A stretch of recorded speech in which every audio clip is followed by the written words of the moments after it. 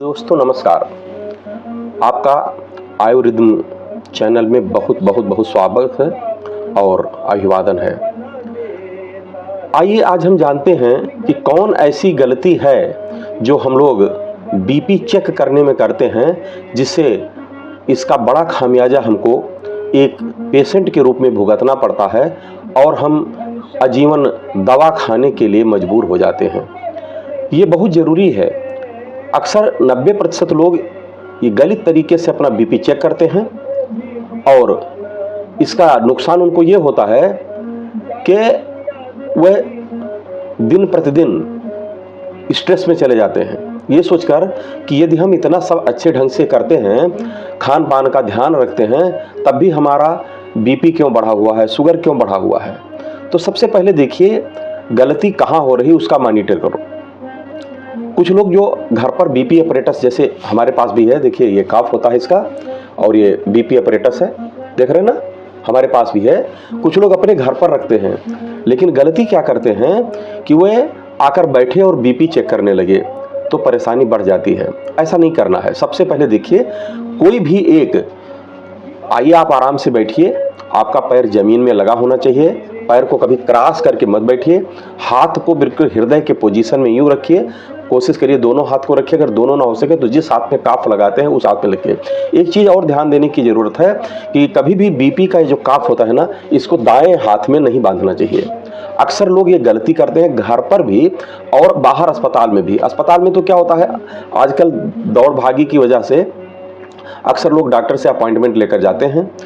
Appointment लेकर जाते हैं तो वहाँ भी तुरंत कोशिश करते हैं हमारा नंबर आ जाए ताकि हम दिखा करके अपना काम धंधे पर निकल जाएं। वहाँ पर अक्सर अब बहुत सारे ऐसे डॉक्टर्स हैं जो बहुत ही फैशनेबल हो गए हैं, वो स्वयं पेशेंट को छूना भी पसंद नहीं करते। वो क्या करते हैं, जो बाहर नर्स आपका बॉडी वेट और आपका ऑक्सीजन और आपका बीपी नाप रही होती है, उस पर आंख बंद करके विश्वास करते हैं। हमने देखा है, जो हमने अस्पतालों का दौरा किया है, उसमें पाया लगभग 60 से 70% ऐसे अस्पताल हैं जो हैं तो बड़े नामी ग्रामी, बड़े फेमस हैं, किंतु उनके बीपी नापने का तरीका ही गलत है। नर्सें क्या करती हैं, अपनी सुविधा के अनुसार, क्योंकि दाएं हाथ से उनको प्रिस्क्रिप्शन लिखना पड़ता है पेपर में, तो क्या करते हैं कि बाएं हाथ के बजाय दाएं हाथ में आपको जो है काफ बांध देती हैं। लगा करके बांधने के बाद तुरंत बुला करके बिठा करके बीपी चेक करती हैं।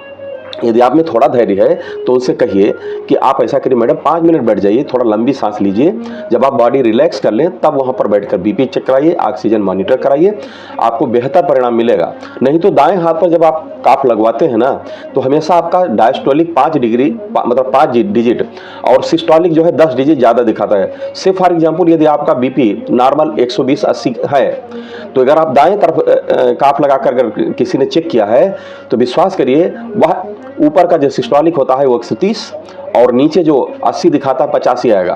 और आगे मान लिया आपका 125 और 30 के बीच सिस्टोलिक रहता है, तो दाएं हाथ में काफ लगाने की वजह से वो आपका जो है 140 145 दिखाएगा और डायसिस्टोलिक 90 दिखाएगा, पल्स रेट 96 और 90 दिखाएगी। और इस पर डॉक्टर कह देता है नहीं, आपका तो उम्र बढ़ रही है, उम्र के साथ हार्ट का ये ऑक्सीजन डिमांड के लिए बढ़ना हो ही जाता है, लेकिन हार्ट को रिलैक्स करने के लिए आपको दवा खानी ही पड़ेगी। और आप मजबूर हो जाते हैं डॉक्टर की सलाह पर दवा खाने के लिए। तो सबसे पहले हम ये नहीं कहते अगर बीपी है तो दवा ही मत खाओ, खाओ जरूर, लेकिन बीपी सही नपवाने का एक ही तरीका है भैया। अगर आप अस्पताल में हैं तो उनसे रिक्वेस्ट करिए, उनसे कहिए हमारे बाएं हाथ पर काफ लगाइए, 5 मिनट रिलैक्स होकर तब बीपी चेक कराइए।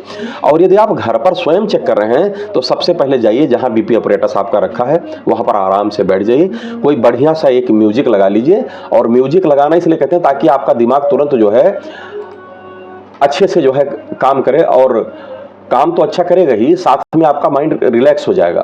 तो जब रिलैक्स हो जाता है तब आप अगर जो है कोई चीज़ करते हैं तो रिलैक्सेशन में, अब देखिए हमारे भी देखिए बैकग्राउंड में म्यूजिक चल रहा है, सुनिए ध्यान से।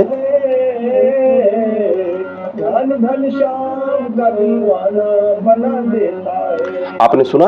अब चूंकि हमें भगवान श्री कृष्ण के भजन बहुत पसंद है तो हम इसको लगाकर ही अपना जो है काम करते हैं। आपको भी चाहिए कि आप ऐसे ही काम करें।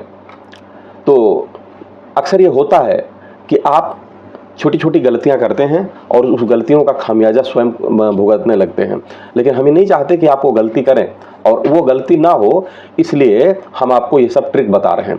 अब जैसे मान लिया जाए कि आप वहाँ आकर बैठ गए हैं, आप बीपी चेक करना चाह रहे हैं। बीपी चेक करने से पहले सबसे पहले आप क्या करें बड़ी सुंदर सी बातें हैं बीपी चेक करने में। सबसे पहले आप आकर इत्मीनान से बैठ जाएं, बिना कुछ सोचे। पहले तो आप लंबी सांस लें, सांस को धीरे से छोड़ें, ऐसे भी सांस ले सकते हैं, बिल्कुल ऐसे 2-3 बार करें। और उसके बाद से सांस को अंदर जो है 4 सेकंड के लिए धीरे धीरे खींचें, 2 सेकंड अंदर रोके, फिर ऐसे सांस को छोड़ दीजिए।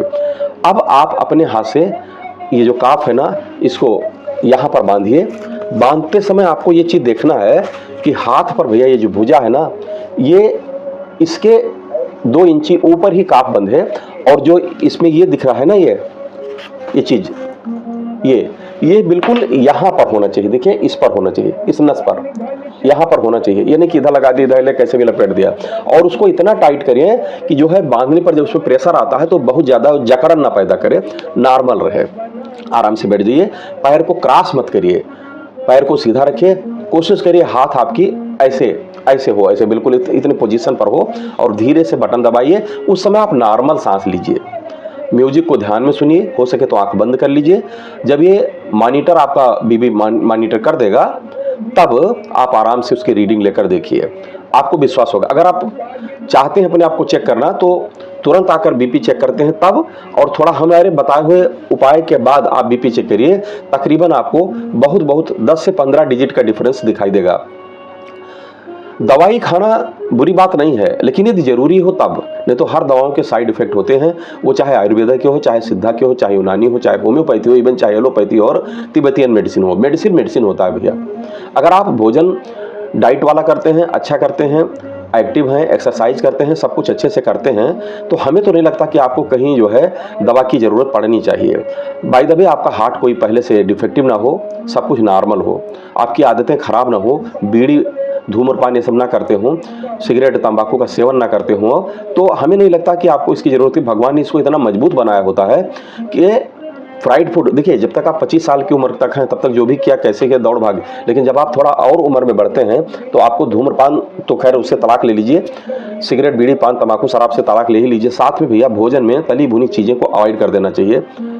अगर आप नॉन वेजिटेरियन हैं तो कोशिश करिए कि उसको हफ्ते में सिर्फ 1 दिन का सेवन करें, और कोशिश करें कि जितना अवॉइड हो सके अवॉइड करें तो ज़्यादा बेहतर है, क्योंकि ज़बान से अच्छा जीवन प्यारी होता है। हमारे चैनल का नाम ही इसलिए रखा गया है आयु रिदम।